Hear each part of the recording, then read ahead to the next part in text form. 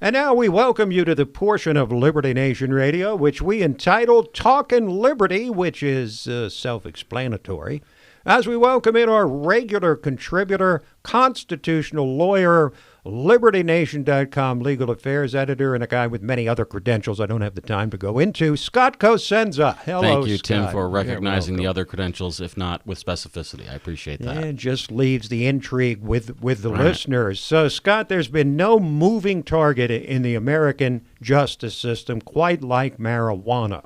About 20 years ago, or longer than that, it wasn't legal anywhere.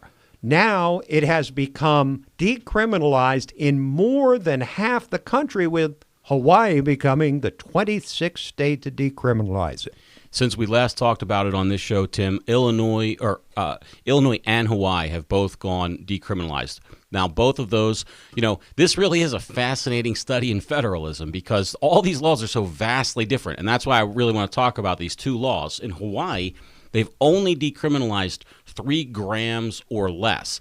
Now, for people who don't have experience with marijuana or understand these issues, a gram of marijuana would be about as much as somebody might find in one joint, for instance, one marijuana cigarette. So not a whole lot of servings in terms of what a person can be caught with.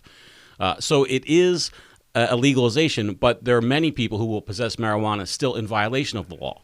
But that said, most of the police interaction with people with marijuana is about small quantities. It's about them smoking at a car before a concert or whatever, driving down the road. It's not about pounds of marijuana. Right. So while I think that the Hawaii law would be better if it allowed for more liberty, it's a great first step in stopping the police harassment of people with small amounts of marijuana. Now, in Illinois, hundreds of thousands, now that pot's been legalized there, hundreds of thousands are eligible to have their previous marijuana criminal charges expunged. Illinois was the first state, Tim, that did its marijuana legalization without the citizen initiative process. So you have to remember, we always have to point this out. These politicians have been dragged kicking and screaming into giving liberty to the people. These were done through initiative and referendum in other places. In Illinois, though, there was a legislative solution. And